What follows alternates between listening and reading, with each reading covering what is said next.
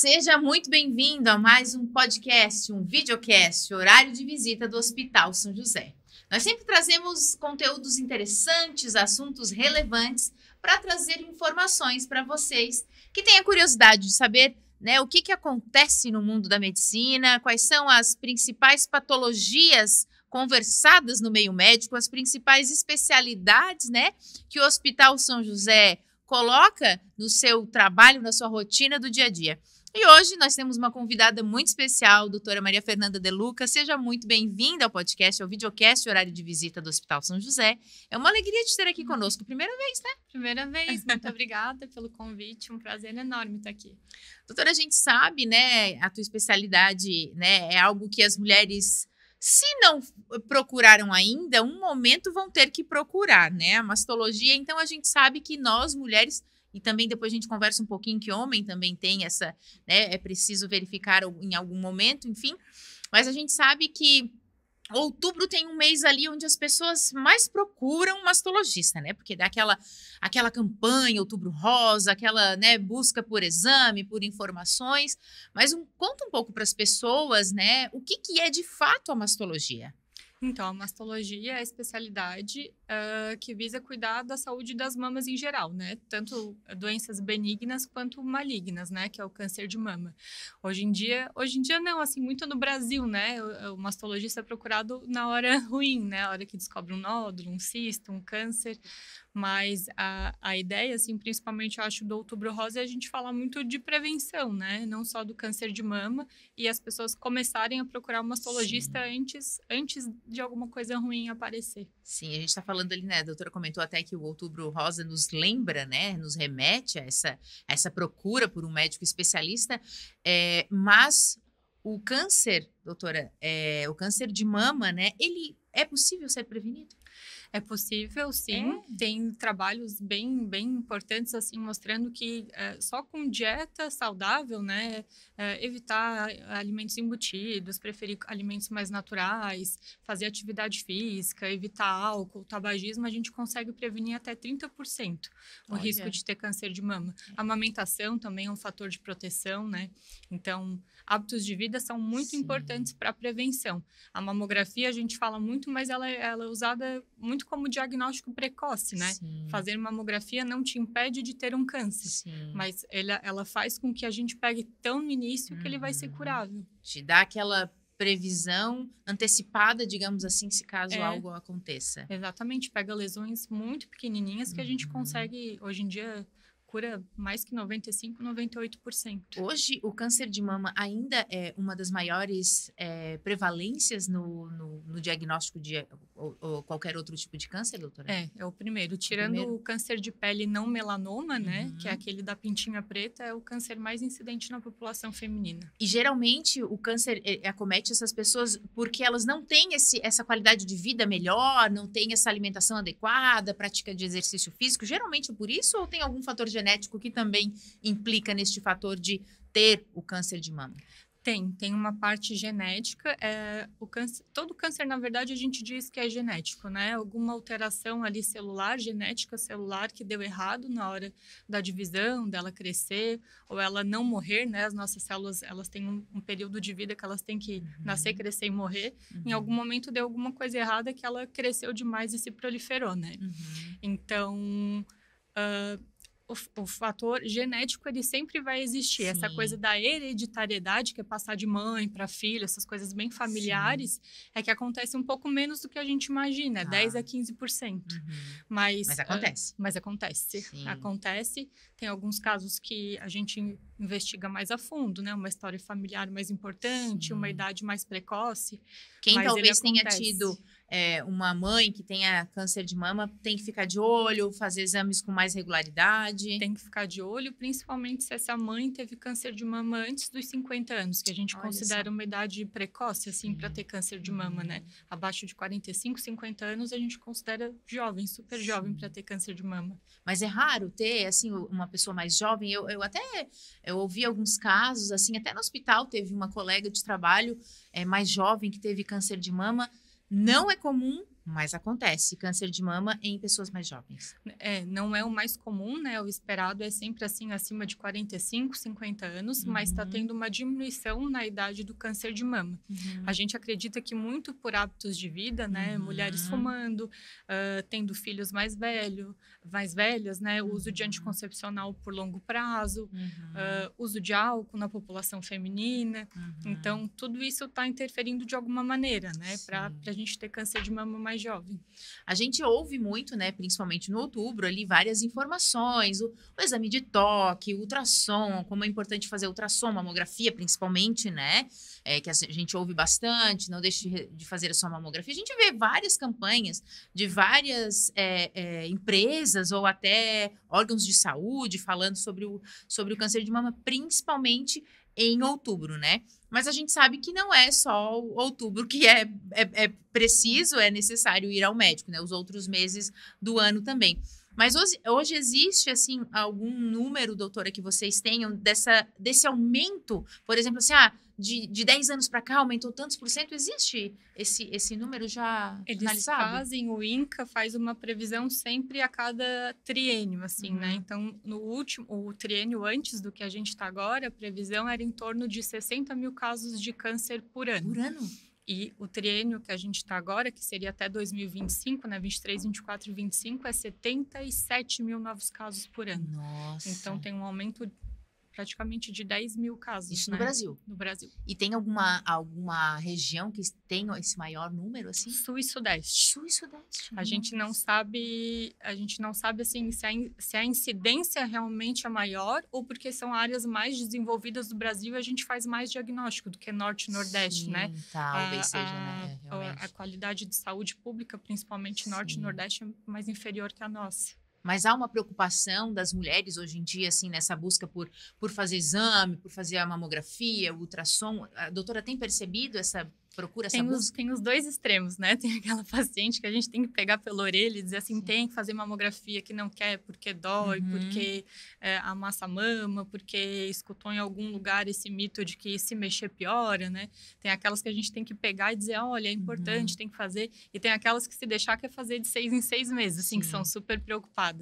Mas tá tendo uma conscientização maior das mulheres em se cuidar, né? Acho que mulher é muito... Geralmente a gente cuida de todo mundo, né? Elas cuidam do marido, da mãe, dos filhos e se deixam por último.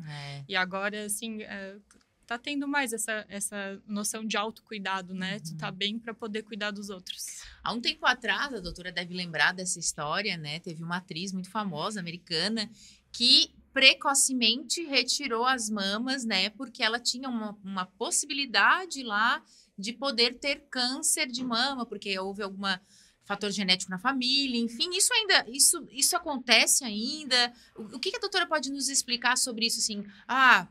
Quem tem condições ou quem pode avaliar melhor, faz, não faz? Explica um pouco pra gente. Acontece. A Angelina Jolie, né? Até na mastologia a gente fala que 2011 foi o efeito Angelina Jolie, né? A gente não se falava muito em teste genético, né? Era uma coisa para pessoas ricas, pessoas dos Estados Unidos, né? A gente não tinha muito essas conversas com os pacientes e hoje em dia a gente tem muito mais, né? A gente tem muitos critérios para indicar essa testagem genética, né? Um teste de sangue ou de saliva que vai para o laboratório, em torno depende do tipo de teste, do lugar, 7 ou 15 dias. Aqui um pouquinho mais demorado, às vezes demora 30 dias, fica pronto. A gente consegue avaliar vários genes que aumentam a possibilidade de a gente ter câncer de mama, né? São chamados genes de alto risco. Esse da Angelina Jolie, inclusive, que é o BRCA, é um dos mais comuns, né? Ele aumenta a nossa chance de ter câncer de mama em quase 80%.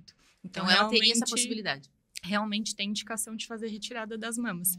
Antes, esse testezinho custava, assim, 10, 15 mil reais. Hoje a gente consegue por... Assim, varia, né? Em torno de 1.500 a 2.500 reais a gente consegue fazer esse teste. Sim. E cada vez mais amplia, né? Antigamente era super criterioso, foi ampliando os critérios. Hoje em dia, toda paciente com câncer de mama abaixo de 60 anos teria indicação de fazer o teste. Até para prevenção para frente, assim, né? Prevenir irmãs, filhos, né? Quem não teve... o câncer. E daí, assim, a doutora tá fazendo esse comentário agora, prevenir a familiar, enfim, né? O meu familiar teve câncer de mama, tenho a possibilidade de ter. A prevenção, digamos assim, seria ter uma qualidade de vida melhor, basicamente? A prevenção, ter uma qualidade de vida maior, consultar com um mastologista para a gente ver se tem indicação de fazer esse testezinho genético. Em geral, a gente começa a fazer mamografia 10 anos antes desse familiar teve câncer. Ou os 40 anos, o que vier primeiro, né? Se a mãe teve câncer com 60, 10 anos antes é 50. Mas tudo bem, eu já deveria estar fazendo mamografia aos 40, né? Mas se a mãe teve câncer aos 45, eu vou ter que começar aos 35. Vai ter que começar um pouquinho antes. E a consulta com o masto é interessante não só para ver indicação de teste genético, mas algumas pacientes têm indicação de fazer ressonância além da mamografia. Isso a gente faz um cálculo, né? Tem uns aplicativos, a gente põe altura, peso, se bebe, a idade que menstruou, a história familiar e calcula a chance dessa mulher ter câncer de mama ao longo da vida, até os 80 anos, e dá um número, né? Dá uma porcentagem. E se dá acima de 20%, essa paciente tem indicação de fazer ressonância e, às vezes, até usar algumas medicações preventivas. Olha só, não sabia disso. A doutora também comentou no começo da nossa conversa a respeito das mulheres que amamentam, né? Que tem um pequeno percentual de não desenvolverem um câncer de mama. O que acontece? Porque, assim, a mulher amamentou, o que acontece no organismo da gente, né? Que nos impede, entre aspas, né? De essa diminuição, né, de ter o câncer de mama. A gente fala que o desenvolvimento completo da mulher, da mama da mulher, só se dá depois do 3º trimestre de gestação, né, e ali na lactação, porque o lobo mamário muda para a gente poder amamentar. Então, o tipo de célula da mama muda. E esse tipo de célula novo que a gente tem depois de amamentar e depois do 3º trimestre também ele já aparece, é o que diminui a chance de ter câncer de mama. A estimativa é mais ou menos 4% assim, de redução de risco a cada ano que a gente consegue amamentar, a cada 12 meses. A gente não consegue zerar, né? Não é porque teve 10 filhos, amamentou 3 anos cada um que zerou o risco, mas é uma média, assim, uma né? Média, mas é um percentual importante, né? Importante. E a gente, às vezes as pessoas têm dúvida. Geralmente as pessoas vão no ginecologista, mulher, né? Vai no ginecologista, faz aqueles exames rotineiros 2 vezes, 1 vez por ano, enfim. Quando que a doutora indica assim, ó, quando que eu devo ir no mastologista? Qual é o meu deadline, digamos assim, né? Qual que é o meu, assim, a última chamada, assim? Então, nos Estados Unidos, eles têm uma indicação, o colégio americano fala que toda mulher aos 25 anos deveria fazer uma consulta com um mastologista para isso, para definir risco, saber quando que vai começar a mamografia, se vai ter que acrescentar a ressonância, se tem indicação de fazer medicação preventiva. 25 anos. Uma consulta, assim, para calcular todos esses riscos que a gente comentou, assim, para ver se tem indicação de teste genético, porque a indicação ali de retirada da mama desses genes é por volta dos 30, 35, então daria para se organizar, ter filhos, né, amamentar, fazer tudo antes. Mas eu acho que o fundamental, né, já que a gente não tem essa cultura, é que se dá alguma alteração, né? Tem gente que fica controlando muito com gineco, não que seja errado, né, mas o mastologista tem outros critérios que a gente analisa a não ser o exame, né? A gente olha o exame, olha a fotinho do exame, né? Consegue comparar com os anteriores, consegue examinar a história familiar, a gente faz um somatório disso tudo para tomar uma conduta, né? Sim. E a gente teve ali, fez a consulta com o mastologista, tudo certo, ano que vem eu volto no mastologista e digamos que teve algum nódulozinho. Geralmente as mulheres que amamentam, depois de um tempo, criam um tipo de nódulo que eles falam que é o nódulo de alguma coisa do leite. Como é que é isso? Assim, Pode. Quem amamenta, às vezes, tem galactocele, que é um cistinho de leite. Ele fica um pouquinho durinho e, às vezes, confunde na imagem com algum nódulo mesmo, mas palpando a mama parece um nódulo e não é. E daí, no ultrassom, que identifica que não é? No ultrassom, em geral, consegue ver. Galactocele, em geral, o ultrassom consegue diferenciar. Isso sai depois de um tempo? Sai, geralmente sai. Senão, a gente consegue, se é muito grande, a gente consegue puncionar com uma agulhinha. Ou, às vezes, se é um leite muito velho, tem uma paciente que ela amamentou, não lembro se 3, 4 anos depois, o nódulo ficou, não saiu, ela acompanhou, sabia que era cistinho de leite, mas ele ficou um leite duro, assim, um leite seco, eu tive que tirar como tira um nódulo, assim, abrir, tirar a lesão. Nossa. Mas porque incomodava ela, não porque isso iria fazer mal para ela. E daí teve a identificação, o diagnóstico ali. Aí no ano seguinte, vi alguma coisa estranha no autoexame. Geralmente, o que vocês indicam, né? Fazer o exame no banho, de vez em quando se tocar para olhar. Geralmente as mulheres fazem isso. Apareceu alguma coisa que eu achei estranho. Qual que é o próximo passo a partir de agora? Primeiro passo, consultar, né, para ver qual exame que a gente vai fazer, né? Em geral, pacientes acima de 40 anos, se não é assim muito suspeito, a gente faz mamografia e ultrassom, e abaixo de 40 anos, 35, a gente acaba começando com ultrassom só. Mas seriam esses exames de investigação inicial para alguma lesão nova, alguma lesão palpável, né? E daí, dependendo do formato da lesão, das características na palpação, a gente, né, às vezes tem que fazer biópsia desse nódulo. A maioria dos nódulos que a gente tem são benignos, né? Geralmente são fibroadenomas, que são os nódulos benignos mais comuns. E por que eles...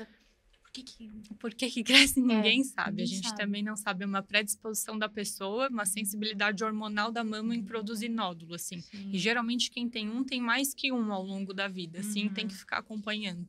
Uma vez eu ouvi, e me corrija, doutora, por favor, que toda mulher, em algum momento da vida, vai ter um nódulo.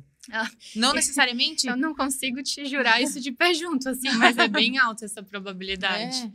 É bem comum, assim, ter nódulo, ter cisto. Isso é bem, bem frequente mesmo. As mulheres geralmente se preocupam, né? Quando vê alguma coisinha. Eu sou apavoradíssima, assim. Quando eu vejo alguma coisa, né, independente seja na mama, qualquer coisa, eu vou direto no médico e não sou daquelas de ficar, não fico esperando nada. Eu vou e tiro a dúvida com quem entende, né? Melhor assim. Mas às vezes muitas vezes as pessoas, né? A minha mãe teve câncer e eu lembro que para ela foi muito mais assustador quando caiu o cabelinho dela do que o processo de tratamento, assim. Porque as pessoas têm medo de tratamento do câncer de mama ou qualquer outro tipo de câncer, né? A mulher principalmente, porque a gente é vaidosa, quer cuidar do cabelo, aquela coisa, caiu o cabelo. Mas o processo de tratamento do câncer de mama tem um percentual muito significativo de cura, né? Tem, muito alto. Eu falo assim até para minhas pacientes, cada semana sai tratamento novo para câncer de mama, né? Câncer de mama, ele é muito frequente, né? Então, isso gera muito investimento da indústria farmacêutica, porque é muita gente precisando de remédio, né? Usando os remédios que são fabricados. E ele tem uma visibilidade social, um apelo social muito grande, né? Então, tem muito investimento em câncer de mama, graças a Deus. E o tratamento evoluiu muito. Sim. E varia, eu acho que de pessoa para pessoa, né? Foi na mastologista, deu o diagnóstico, fez mamografia, fez ultrassom, ressonância, que a doutora comentou aí também, caso haja necessidade.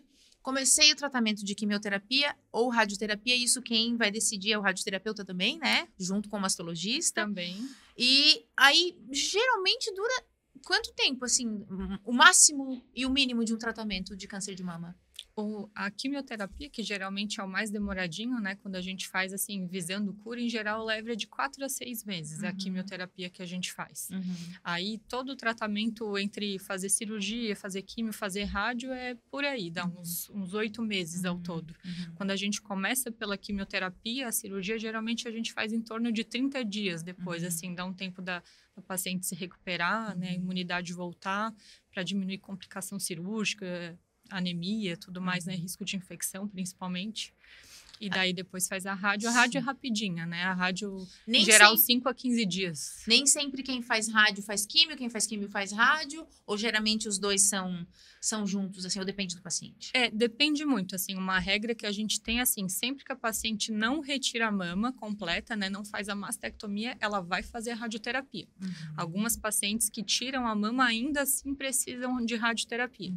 Aí vai depender do tamanho do tumor, se tinha algum linfonodinho positivo, né, do grau, não é opcional retirar ou não retirar a mama. Isso é vocês que orientam, né? A melhor... Não, é uma decisão conjunta, junto claro. com a paciente, né? A gente sempre explica, né? Nas pacientes que têm condições de fazer cirurgia conservadora, de não tirar a mama, a paciente pode escolher. Tem paciente que a gente não tem como, né? Tem a mama toda acometida que a gente vai dizer, olha, a gente precisa retirar a sua mama, né? A gente precisa fazer uma cirurgia que saia todo o tumor e que saia com margem livre, né? Tem que tirar um pedacinho de mama saudável, né? Que é essa margem livre, margem sem tumor, né? Para evitar de que o tumor volte. Então, às vezes a gente vai ter que dizer, olha, não tem opção, tem que tirar a mama, né? Mas nas pacientes que têm tumor pequeno ou mama muito grande, né? A gente discute isso com a paciente e vê prós e contras, né? Tirar a mama completamente não é uma cirurgia pequena. Mas hoje também vocês já fazem... A doutora estava comentando, né, que até estava num procedimento cirúrgico agora há pouco, né? A gente já sabe que existe a possibilidade, dependendo do caso, acredito que seja vocês que avaliam isso também, de retirar e logo em seguida colocar uma prótese, né? Existe isso, esse facilitador para a mulher, né? Existe. Hoje em dia é a mastectomia com reconstrução, né? A gente faz a retirada geralmente da glândula, sem retirada da pele ou do mamilo, né? Dependendo do caso de acometimento de pele ou mamilo, e consegue colocar a prótese no mesmo momento. Os casos que a gente não consegue colocar a prótese, assim, são geral tumores inflamatórios, né? Que é aquele que imita uma mastite, assim, parece uma infecção, que a mama fica toda vermelha, aquela com casca de laranja. Essa a gente teria uma proibição, assim, de colocar a prótese no mesmo momento. Ou tumores que a gente precisa tirar uma área muito grande de pele, né? Tumores muito grandes com acometimento de pele, tumor ulcerado, ou que a pele está muito vermelha. Alguma coisa que a gente não consiga a pele o suficiente para colocar a prótese no mesmo momento, né? Doutora, e as pessoas, elas ficam bastante preocupadas com esse processo, né? De retirar a mama e não vai voltar, enfim, né? Mas hoje a gente já vê que existe esses facilitadores aí. A gente viu que, né? Câncer de mama acomete mulheres, principalmente mulheres acima de 45 anos, enfim, existe essa possibilidade da reconstrução, o tratamento precoce, mas a mastologia trata de alguns outros problemas relacionados à mama também, ou somente o câncer de mama? Não, a gente trata de todas as doenças da mama, assim, né? Mastite, abscesso, às vezes problemas de lactação, ducto entupido, que às vezes dá na hora de amamentar, cistinho benigno, mastalgia, que é a dor na mama, tudo isso... O que é a mastalgia? Mastalgia é dor na mama. Mas por causa do quê? De algum... Aí depende de cada caso. Tem paciente que tem dor por causa de nervinho ou tem uma sensibilidade aumentada. Às vezes é dor na costelinha, aqui na cartilagem costocondral, né? Que é uma cartilagem que a gente tem aqui que irradia.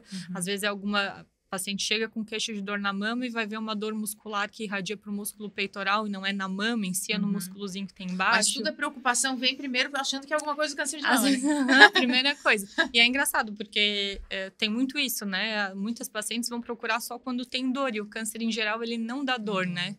Ele, por um câncer doer, ou ele tá muito grande ou muito profundinho, assim, que pega no músculo, pega algum nervinho que dá dor. Mas, em geral, o câncer de mama não dá dor, né? Por isso que a gente insiste em fazer os exames de rotina anual, porque a gente pega antes, né? De ter algum sintoma. Eu gosto sempre de perguntar, né, para as pessoas que vêm aqui sobre histórias que elas já viveram e histórias que marcaram a vida de vocês, assim, né? A doutora lembra de alguma história com carinho, assim, que tenha marcado a tua vida? Assim, a paciente chegou muito triste, hoje a gente é amiga. Tem muita história assim, sabia? Existe alguma coisa que tu lembre, assim, alguma história de um paciente que marcou a tua vida, doutora? Tem uma que foi... tem várias, né? Mas tem uma que foi bem recente, que é uma paciente muito querida, que ela mora em Londres hoje em dia, ela é jovem, ela descobriu com 40 anos e ela veio para o Brasil passar as férias, na verdade, e aqui ficar um mês vendo a família e palpou um nódulo. E daí a gente fez o diagnóstico nas férias dela, assim, que foi o momento que ela ia curtir, né? Sim. E acabou sendo um momento ruim, mas foi bem isso, assim, a gente conseguiu fazer a cirurgia rápido, fazer o tratamento rápido, e hoje em dia a gente se fala pelo WhatsApp, virou amiga, uma querida, assim. Ai, que bom, que legal. E quando a pessoa tratou o câncer, fez ali quimioterapia, radioterapia, ou, enfim, existe uma possibilidade de volta deste câncer? Como que é esse índice, doutora? Existe, sempre existe, assim, né? É uma coisa ruim da gente falar para paciente isso, mas uma pessoa que teve câncer de mama uma vez, ela tem chance de voltar o câncer, né? Tanto voltar na mesma mama, na outra mama, ou voltar em alguma outra parte do corpo, que seriam as metástases, né? Pulmão, fígado, mas esse risco sempre existe, né? Não assim... A gente costuma falar que depois de 5 anos ela tá curada, né? Porque depois de 5 anos diminui muito, muito, muito, muito essa chance, né? Mas é muito difícil muito difícil não, a gente realmente não consegue zerar, até porque pode surgir outro, né? Quem tem facilidade genética de ter um tumor pode ter outro ao longo da vida, um novo, né? Não necessariamente o mesmo. Sim. Todos esses tratamentos que a gente faz depois de rádio, químio, ou às vezes usar aquela medicação que usa por 5 anos, o comprimidinho, tamoxifeno, anastrozol, é para evitar de que isso aconteça, né? E hoje a doutora vê, né, nessa tua caminhada aí, na tua especialidade, que as medicações, as terapias, né, melhoraram, evoluíram bastante. Hoje a gente pode estar feliz, digamos assim, que nós temos bons tratamentos? Ótimos tratamentos. Cada congresso, cada semana mesmo sai artigo novo, medicação nova, pesquisa nova, muita coisa moderna com menos efeito colateral, né? Eu vejo que hoje em dia as pesquisas buscam muito comprimidos via oral para facilitar a vida da paciente, não ter que ficar fazendo químio na veia, ficar lá no hospital, né? Que já dá essa sensação de estar doente, né? Tu tem que ficar lá dentro do hospital. Então, fazer um tratamento via oral em casa com comprimidinho é muito mais cômodo, né? Sim. Os efeitos colaterais têm diminuído muito, assim, significativamente. E se tu pudesse deixar 3 recados, 3 dicas, 3 informações valiosas para as pessoas, mulheres, enfim, o que tu deixaria para as pessoas, doutora? Quanto ao cuidado, né, ao câncer de mama. Eu diria para ter hábitos de vida saudáveis, né? Se alimentar bem, fazer atividade física, dormir bem. A segunda coisa, eu diria para fazer mamografia anual, que algumas mulheres são bem resistentes, assim. E outra, eu diria para ter um mastologista para chamar de seu. Acho que isso é importante. É importante porque as pessoas, às vezes, elas esquecem, né, que a importância de visitar esses médicos especialistas regularmente, né? Então, tá aí a dica. Obrigada, doutora. Eu que agradeço. Mas então é isso, o nosso podcast Horário de Visita de hoje fica por aqui. Nós recebemos a mastologista, a doutora Maria Fernanda De Luca, que trouxe alguns esclarecimentos para a gente a respeito do câncer de mama, tratamentos e por aí vai. A gente vai ficando por aqui, mas eu tenho certeza que a gente se encontra num próximo episódio do nosso podcast Horário de Visita. Até lá!